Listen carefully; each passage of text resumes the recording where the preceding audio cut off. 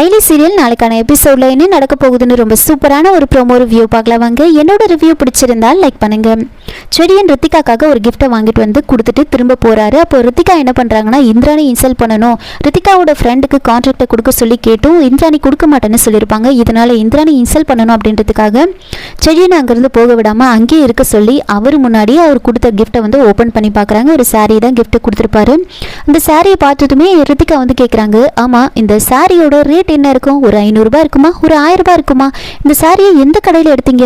சாரியை பார்க்கும்போதே ரொம்ப லோ குவாலிட்டி மாதிரி தெரியுதே, ரொம்ப சீப்பாக இருக்கும்னு நினைக்கிறேன், ஒரு பிராண்டு கூட இல்லை. இந்த மாதிரி ஒரு சாரியை எனக்கு கிஃப்டாக எடுத்துகிட்டு வந்திருக்கீங்களா? நான் ஏன் கேட்குறேன்னா, இந்திராணி அண்ணி எப்போவுமே பிஸ்னஸில் டீல் வச்சுக்கணுன்னா கூட அவங்களுக்கு ஒரு ரேஞ்ச் இருக்கணும், கிளாஸ் இருக்கணும், ரெப்புடேஷன் இருக்கணும்னு நினைப்பாங்க. ஆனால் இப்படி ஒரு லோ கிளாஸ் ஆளை வந்து அவங்க லைஃப் பார்ட்னராக சூஸ் பண்ணியிருக்காங்களே, அதனால தான் என்னவோ உங்களை விட்டு அவங்க வந்துட்டாங்கன்னு நினைக்கிறேன் அப்படின்லாம் வந்து ரொம்ப மோசமாக செடியனை இன்சல்ட் பண்ணுற மாதிரி வந்து பேசுகிறாங்க. இந்திராணிக்கு ஒரு பக்கம் பயங்கர கோவம் வரும். ஆனால் அதை வெளிப்படுத்திக்க முடியாமல் அமைதியாக நின்றுட்டு இருப்பாங்க. ரித்திகா வந்து அப்போ வந்து சொல்கிறாங்க, இப்போது எனக்கு வந்து நீங்கள் கிஃப்ட் கொடுக்கணுன்னா அதுக்கு ஒரு ரேஞ்ச் இருக்கணும், ஒரு கிளாஸ் இருக்கணும். இந்த கிஃப்டோட ரேஞ்ச் என்னென்னு உங்களுக்கு தெரியுமா? உங்களுக்கு இப்போ நான் காமிக்கிறேன் பாருங்க அப்படின்னு சொல்லி அந்த சாரி எடுத்துகிட்டு போய் குப்பையில் போடுறதுக்காக போடுறாங்க. இந்திராணி என்ன பண்ணாங்களோ அதையே திரும்ப ரித்திகா இந்திராணிக்கு பண்ணுறாங்க. அந்த சாரி எடுத்துகிட்டு போய் போகும்போது என்ன பண்ணுறாங்கன்னா அயலி போயிட்டு தடுக்கிறாங்க. ஒரு நிமிஷம் அந்த சாரியை கொடு அப்படின்னு அந்த சாரியை வந்து வாங்கிக்கிறாங்க. நீ ரேஞ்சை பற்றி பேசுகிறியே, ரேஞ்சில் கிடையாது, அதை வாங்குறவங்க மனசில் தான் இருக்குது. கொடுக்குறவங்களோ இல்லை வாங்குறவங்களோ இல்லை, அவங்களோட மனசில் தான் இருக்குது. உனக்கு இந்த சாரி பிடிக்கலன்னா விட்டுரு, இதை என் அண்ணன் கொடுத்ததா, நான் இந்த சாரி எடுத்துக்கிறேன் அப்படின்னு சொல்லி அந்த சாரியை வந்து அயலி எடுத்துப்பாங்க. உனக்கு எந்த தகுதியுமே கிடையாது, நீ எல்லாம் ரேஞ்சை பற்றி பேசவே கூடாது அப்படின்ற மாதிரி ரித்திகாவை அயலி திரும்ப பயங்கரமாக வந்து இன்சல்ட் பண்ணிடுறாங்க. ரித்திகா ரொம்ப கோவமாக இருப்பாங்க. செடியனும் அங்கேருந்து போயிடுவாங்க.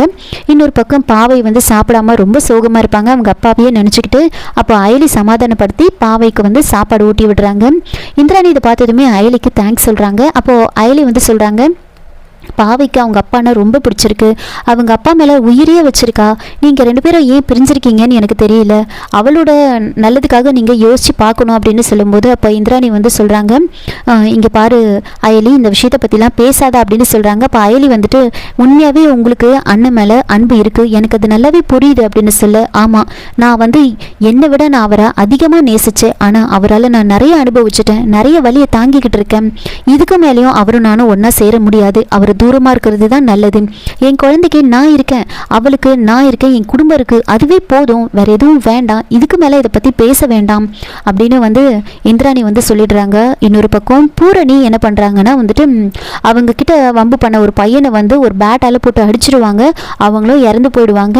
உடனே அங்கேருந்து பூரணியோட ஃப்ரெண்டு ஒரு பையன் வந்துட்டு பூரணி அங்கேருந்து ஆட்டோவில் கூட்டிகிட்டு வந்துடுறாங்க. ஆனால் பூரணி ரொம்ப பயத்தோடவே இருப்பாங்க. முதல்ல நாம் போலீஸ் ஸ்டேஷன் போகலாம், அங்கே போயிட்டு எல்லா உண்மையும் சொல்லிடலாம் அப்படின்னு சொல்லும்போது, இங்கே பாரு போலீஸ் ஸ்டேஷன் போனால் கண்டிப்பாக வந்து உன்னை பற்றி விசாரிப்பாங்க, மறுநாளே வந்து உங்கள் ஃபேமிலியை பற்றி வந்து நியூஸ் போகிறோம், இதெல்லாம் தேவையா உனக்கு, நீ தான் தப்பு பண்ண அப்படின்னு உன்னை என்ன வேணாலும் பண்ணுவாங்க, நீ அமைதியாக விட்டுரு, இதை பற்றி யாருக்கிட்ட எதுவும் சொல்லிக்காத அப்படின்னு வந்து சொல்கிறாங்க. இருந்தாலும் பூரணி ரொம்ப பயத்தோடவே இருப்பாங்க.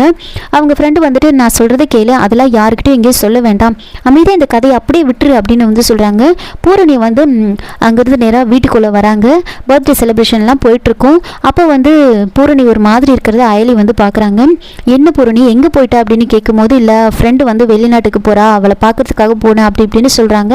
ஆனா பூரணி முகம் வந்து ஒரு மாதிரி இருக்கிறத பார்த்துட்டு அயலி வந்து சொல்றாங்க, எப்பவுமே ரொம்ப கலகலன்னு பேசிட்டு இருப்பா, ஆனா இப்போ என்னன்னு தெரியல, இவ்வளோ சோகமா இருக்கா, என்ன விஷயமா இருக்கும் அப்படின்னு வந்து அயலி விஷயமாவும் வந்து யோசிச்சுட்டு இருக்காங்க. இதோட இந்த ப்ரோமோ வந்து முடிச்சிருக்காங்க. என்னோட ரிவ்யூ பிடிச்சிருந்தா லைக் பண்ணுங்க, மறக்காம சப்ஸ்கிரைப் பண்ணுங்க. தேங்க்யூ.